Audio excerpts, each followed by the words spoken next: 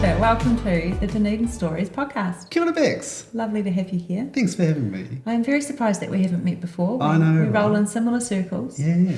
But we're going to learn all about what you do today. And for that reason, do you want to tell the community who you are and what the organisation is that you represent? Sure. Kia ora, I'm Pete Van De Klunder.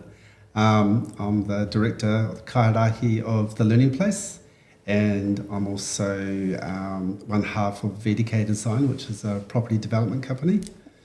But the Learning Place is where my passion really lies, and that's what we'll be talking about a lot today, I think. Yeah. Awesome. Yeah. Well, tell us, what is the Learning Place? Learning Place, we are a NZQA-registered PTE or private training establishment. So we're now in our 14th year of business. We're based in Dunedin. We deliver training across the motu, so we deliver vocational education into about 350 secondary schools around the country. We deliver face-to-face training, preparing young people, year 11, 12 and 13, how to get into life really, teaching them job skills, teaching them life skills. The training that we deliver prepares them for employment. It also gives them credits towards NCEA as well, which is just double bonus for them really. Yeah. Our other half of our business focuses around compliance training for the for things like the hospitality industry. We do compliance training for health and safety, and all that sits on our platform, our learning platform. Awesome. So it's all done online. Yeah. So we train about more than 10,000 people a year. That's a big number. Yeah, it seems to be. Yeah. And I suppose if you're not in those circles, you wouldn't be familiar with it. You're selling to schools, or you've got relationships with schools and students. Yeah, so being in Dunedin, it's funny because probably about 10% of our actual business is in Dunedin. Yeah, very little. Yeah. Funny. Yeah. Something you always thought you'd do? What was your career pathway to this? Dunedin born and bred, obviously. Went to St Paul's, terrible education. It was. Went to Otago, did my first degree, did a history degree, got involved in theatre, some Shakespeare, things like that. Really enjoyed that. Awesome. When I was about 26 years old, I started this little art house movie theatre in the town hall called Metropolis Cinema. Very familiar. It's a great place. Yeah, it's pretty cool, isn't it? Yeah. And then started a number of other businesses around Dunedin. Okay, entrepreneur. Yep, you could say that. Yeah. Yep. Unashamedly. Yeah.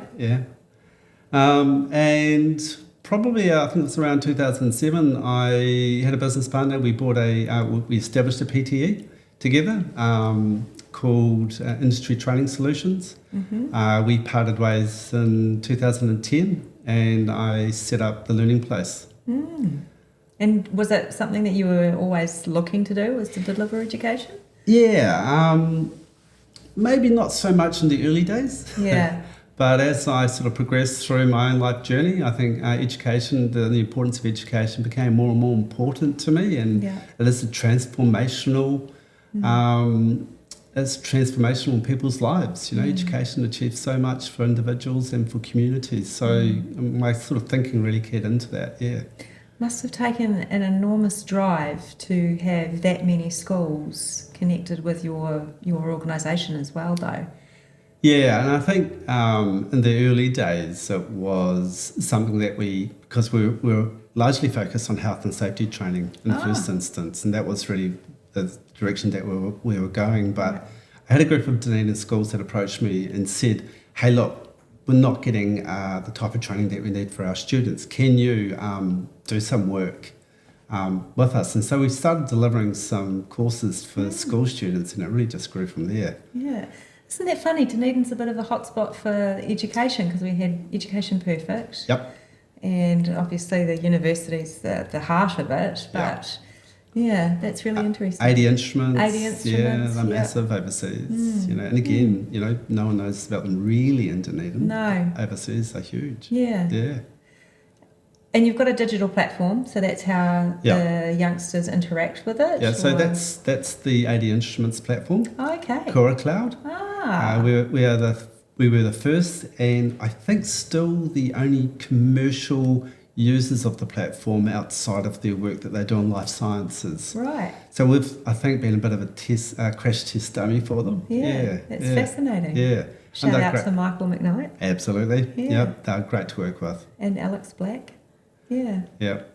So building a business, it's a roller coaster. Yep. Let's be honest. It is. Have you got a story that you'd like to share that might, I don't know, inspire people to do this if they've got a little thought for themselves? Look, I mean, it's being in the driver's seat, being the owner of a business, everything ultimately comes and lies at your feet.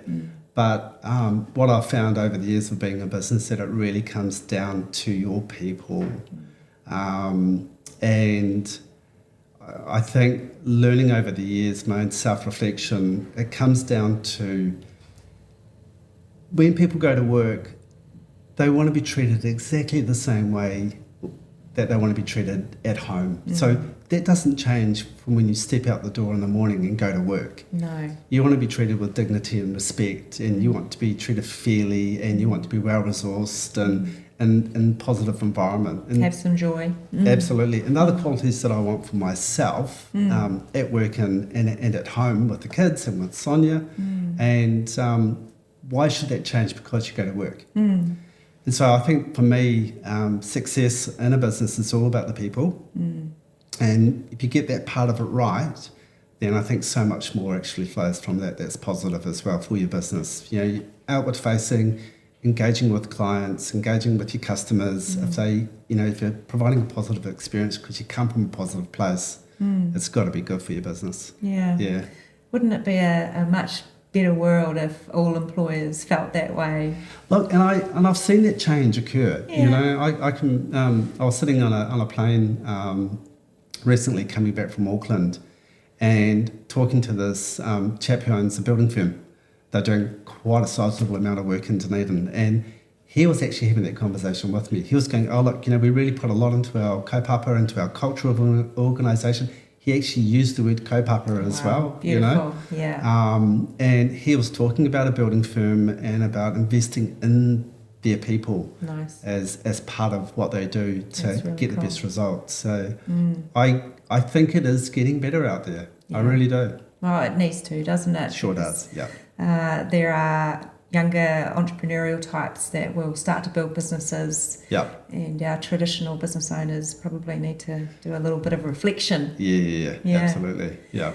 Do you think having your business based in Dunedin has given it a leg up in any way, or is there any kind of X factor element that's helped?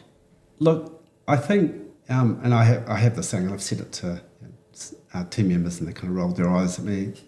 But I think if you can make a business work in Dunedin, you can make it work anywhere in New Zealand. You really can. Yeah, I agree. We are a bit of a hotbed of innovation. Yeah. And I think that comes about through necessity.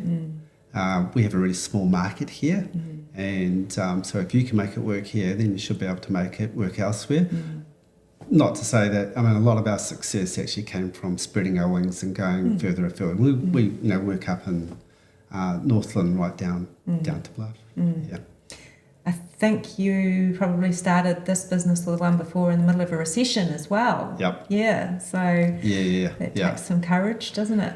Yeah. Well, I think you have to be realistic about your expectations in a business as well. You're not going to be driving the Ferrari within 3 years, sorry to say. Yeah. I often joke about the fact that I don't have a yacht, and I don't want a yacht either. That's often somebody's goal in life. Yeah, and I think you have to be realistic about your expectations, and actually enjoy the journey too. Yeah. Yeah. Giving back and creating some joy. Absolutely. Yeah. What about changes around your industry? So delivery of education obviously turned on its head during COVID. The methods of which we connect, not necessarily in a good way. Yeah. What are your thoughts on that? So when COVID struck, all of our face-to-face delivery just flat stopped. So we pivoted really quickly to our online platform. So our whole team started very, very quickly developing resources and assessments to go onto the platform so that we were still able to be active in the online space, particularly with our school students as well, because the first lockdown, there was nothing in place. So we kind of maximised in that market really quickly. It sort of changed. We noticed that it changed over time as more providers came into that space. Yes, of course. I think that the current political climate for education is really tempestuous. It's but I think education is actually a really simple concept. It's about learning. It's about providing good pastoral care for your learners and support for your learners. Yes. We do about 4 to 5,000 of our people on the online platform. We provide a really good level of pastoral care to them so that they feel supported in their learning, they're able to achieve. Wow, that's awesome. And I think education that does that, particularly in this environment, secondary schools, primary and intermediate in particular, the demands and the needs of the learners are so much, I wouldn't necessarily say higher, but different. You know, the fabric of society's changed, and so kids are turning up to school presenting with a different set of needs, and we have to be receptive to that. Yeah, social media and the overabundance of content and information. Poverty is a big part in our society these days, and that affects our education. Yeah, so how was that? How did you adjust to that? Did you manage to get devices to all the kids, or was that the school's responsibility? So schools already had a lot of devices, and government responded really quickly to get devices out to. But a lot of them, I think they also forgot to check whether or not these kids had internet connections, and a lot of them don't. Yeah, of course. So we did a lot of work in that space, and it was really productive work. The big thing for us in the education space at the moment is AI, and engaging with AI, and that's actually really exciting. Isn't it? Really, really is. I know. Yeah, I was having a great talk with my academic manager this morning. I'm really excited by this. I think it's really great talk with my academic manager this morning, talking about how schools and universities are all limiting learners' use of AI, but actually I think they need to be embracing it and realising that AI is actually going to be providing job opportunities. So we should be teaching this generation of how to use AI, and these are the positions in the future. So if we can actually teach our kids, there's maybe a curriculum line about use of AI, or it's going to change the way that we learn. We can't hide from it. It's here. It's exciting, eh? It's very exciting. What are your thoughts about it? I am an advocate of doing anything that makes things easier. Yeah. The only thing I have about AI is I am also really focused on authenticity of storytelling. Obviously, marketing, firebrand. And use of an AI tool must be done with sort of an ethical approach, I suppose, is how I would describe it. And, you know, it can produce content, it can produce images, but are they authentic to you as your brand, your business, your person, your story? But otherwise, you know, the use of AI from technical platform perspective, it's so exciting. From an education perspective, there's nothing that can't be learnt. It's all become really accessible and open to all age, shapes and sizes. You know, and that's amazing. We could probably do an entire podcast on how exciting AI is for my industry, which is marketing, your industry, which is education, and how they're actually coming together. The concern, as I say, is the ethical and the authenticity, I think. And I think that those two factors are things we've been grappling with anyway. You know, authenticity and ethics. I'm just really, you know, excited about AGI, artificial general intelligence, that is going to be transformational beyond what we actually think it's going to be. We do need some strong leadership around this. We do. We do, from a country perspective. And I think we're lacking in that right now. But well, it's kind of like we're all sort of scrambling around trying to get a head around it. And nobody's so comfortable to say, oh, I'm embracing it. This is exactly how I'm using it and I love it. we're talking about this a lot at Firebrand. Yeah, right. What tools I use, why I use it, when I use it, so that it becomes okay. Yeah. Because it is. It's like, I might just see what AI says about this. Yeah, it's like, no, do don't that. do that. Yeah, 100%. Absolutely. Yeah, we use it all the time. We're on a project at the moment, we're about to start a project where we look at working alongside learners on our online platform to be able to enhance their learning experience. Yeah. Of course. Beautiful. Yeah.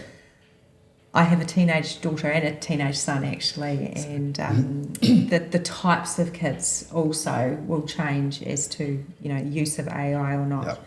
And my son, absolutely, that's going to be the type of future of education for him. Yeah. She's more a real hands-on. She needs to be touching and feeling and with people. Yeah. So, but there's a place for both as well, and we need to embrace that. I mean, the thing is, I always have at the back of my head is, what happens when they pull the plug out? Well, yes, I have an EV car, so I've been, and my son's like, what happens in a zombie apocalypse, Mum? There's not going to be any power. How are you going to drive away? That's right. That's right. Yeah, you're 100% correct, mate. I'll be on the lawnmower. Hey, let's flick it over to a bit of a Dunedin chat, because we're all about Dunedin. Absolutely. And we all love Dunedin, but sometimes we uncover little secret spots and things when we ask these questions. So let's say you've got a friend coming to visit you. What's the secret place that you might take them to give them a quintessential Dunedin experience or view, if you like? Absolutely. So ritual in our whānau each Saturday morning is walk on Tomahawk Beach with the dogs and the kids and the wife. Yeah. There's absolutely zero anything that comes close to it. Wow. Still day, tide's out, it's beautiful, it's absolutely stunning. Yeah, so that's the place. That's the place. What are the dogs? We've got two dogs. We've got a Rhodesian Ridgeback called Betty. Oh, she'll be quite big. Yeah, she's stunning, she's gorgeous. Yeah. And we have this terrible brown dachshund called Frank. Oh, he's a dachshund. He's dreadful. Why is he dreadful? Oh, look, where do I start? He is just shocker. So is he naughty? He's everything. He's just, he's becoming legendary in his own right. Yeah. Fair enough. So Betty and Frank Spencer. Oh, beautiful. Some others do have them. Yeah. Ah, nice. That's excellent. Well, Tomahawk Beach, that's the first shout out for Tomahawk, but we too take our dogs to Tomahawk Beach. Yeah, cool. So what are your dogs? Well, my dogs are called Goberians, which is golden retrievers mixed with Siberian Huskies. Oh my God, the hair. Yes. Yes, it has taken some adjustment. Yeah. Yes, they're only puppies. They're only 9 months old.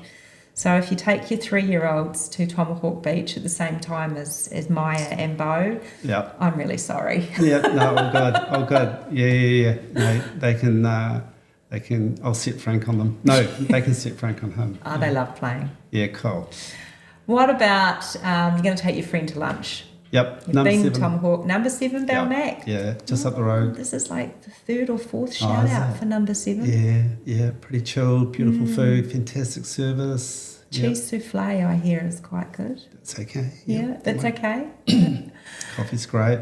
And what about a local event that you endeavour to get your family to every year if you can? We're told we're not allowed to. Yeah. We like the rugby when the Highlanders are playing, even better when they're winning. Which today is the 29th of April, and they won the weekend. I know. Just by 1 point, but that's okay. We'll take the win. Yeah, and the really bad thing about it, because it was school holidays, we actually, for some reason, just completely forgot that they were playing at home. So we missed the... You missed the game. We watched it on TV, Fair enough. Well, shout out to the Highlanders. Yeah. And the other annual event is the book sale, of course, 24-hour book sale. Yeah. Right. Yeah. Still at the Regent Theatre? No. It's been moved. Ega Centre. Ega Centre now. Yeah. I remember, because do they still have entertainment rolling throughout the whole period? Yep. I've done a few of those in my years in a band and a singer. Yeah. What band? Lots of different types of bands. Right. Yeah. Loved the Regent 24-hour book sales. Yeah, absolutely. What about the legend question? So you want to share an hot chocolate or a Speight's with a Dunedin legend? Oh, that was a really interesting question. Isn't it? Yeah. So I've always been a lover of poetry. And so my two of my favourite poets are both from New Zealand, from Dunedin, sorry. So James Kay, of course, his family grew up in Brighton, so I love his work. And there was when I was a student, I used to go to the front bar of the Robbie Burns Hotel for a beer on a Friday or Saturday I remember night. that, Bub. Yeah. And there's a poet called Hone Te Whare who used to drink in there on a Friday night. So I'd often share a beer with Hone and a group of us, and he'd sit there and recite for us just off the bat. Yeah. And they're obviously both gone, but That would be awesome, wouldn't share it? another space with Hone. Yeah. I actually think I was there one night when he was doing that. Yeah, right. Yeah. It was a regular thing, wasn't it? Yeah. He'll be in there. Remember. Yeah. Beautiful Dunedin moments and Dunedin people. Yeah. We've got a segment called the Sweet 16, and it's just a quick fire. Cool. Get to know you a bit more, Peter. Right. So, beach, bush, or a day spa?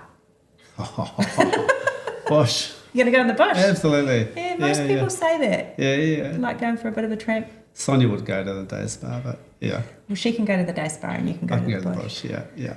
Cyndi Lauper or Madonna? Match every time. Right. Yeah, absolutely. Okay, Yeah. fair enough. Country music or classical? Classical, probably. Yeah. Leaning towards that. Yeah. Good on you. Coffee or tea? Coffee. Yeah. All press coffee from number 7, first thing in the morning, or from the perk. Absolutely. And not after 2 p.m? Not after 2 p.m. No, I've done that today. 2 already. Yeah. Are you a morning person or a night owl? Morning. Yeah. Absolutely. It's good for the whānau too, isn't it? Best part of the day. Fiction or non-fiction? Fiction. Although as you change as you get older, I think. So You leaning do. towards non-fiction more and more. Yeah. Have you read anything recently? I read The Rape of Nanking, which was harrowing. The history Okay. of the Rape of Nanking, Oh, which gosh. there actually isn't a lot of... Books about? No, it's a suppressed history. So that was grueling. Okay.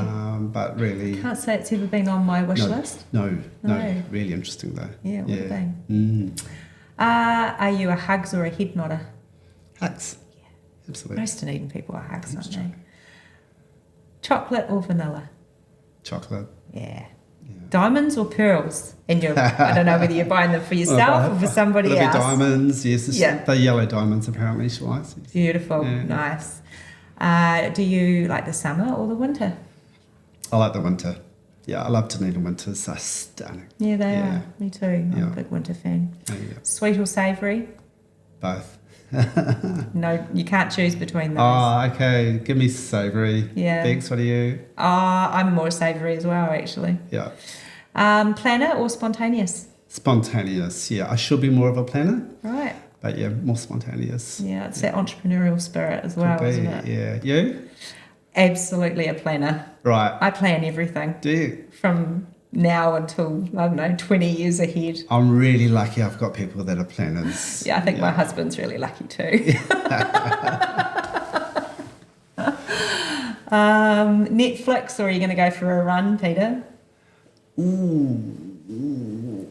Should be going for a run, probably Netflix. Yeah, that's what most people say. Yeah. I should do that, but I Yeah. do this instead. Yeah. Is there a good series or something that you've watched recently? I was watching Netflix one day and just popped up straight away was this crazy thing called Baby Reindeer. And I thought, oh, that looks interesting. I was sat down and watched the whole thing. Isn't it amazing? Oh my God. There's so many things in it Right. as well. Did you sit there and go, oh my God, I've met a person like that, or I might have behaved a little bit like that in the past.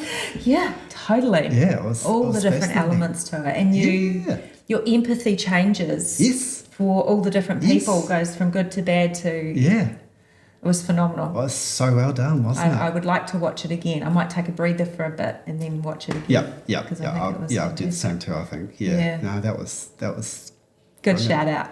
That's right. Yeah. What about comedy or horror? Ooh.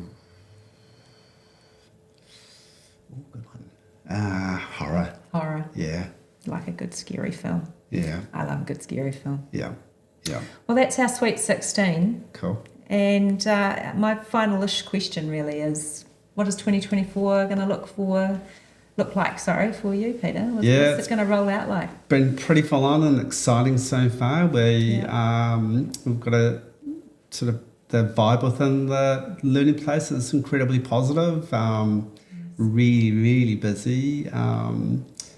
The team's really on task. It's really cool. We're developing a commercial property this year, a big commercial property that we're going to shift our offices into down Princess Street. That's going to be a huge undertaking. It's exciting. Sonia's going to be leading the charge on that. I think I've got to go and have a meeting with my wife after this. Yeah, the planner. The planner. Yeah. She is the planner. She's so the planner. Yep. I love it. Yep. So that's going to be really exciting. Yeah, nice. Yeah. Final question. This is the final question. If there was something that you had the power to change or to have somebody change for you that would make a massive difference to Dunedin, what would that be?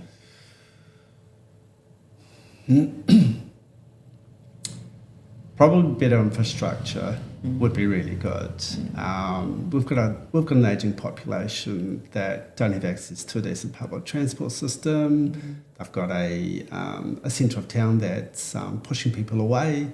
And I think we aren't mindful of the fact that a large portion of our population that are aged do live on the hills as well. Accessibility accessibility for our community is really, really important. Really glad to see that they're finally building the South Dunedin Library, which is where a large proportion of the users of the library actually live. So no, you're right. Yeah. Oh well, shout out to the Dunedin City Council, and maybe they'll take some of those little suggestions on board. Just imagine. Yeah. I think they are doing more than what they have. I think we've got, I think leadership's really important at the council. Yeah. I think the leadership isn't just purely limited to the mayor, of course, but everyone else within the organisation. Yeah, I think some there probably great needs people there. Yeah, we've got to see some rationalisation within the council and do a line by line of people's roles and things like that, maybe, but that's another conversation. It is. It's another podcast altogether. Absolutely. So lovely to meet you. Yeah, likewise. Really pleased to have connected. Yeah. And thank you for sharing a story with the Dunedin Stores community.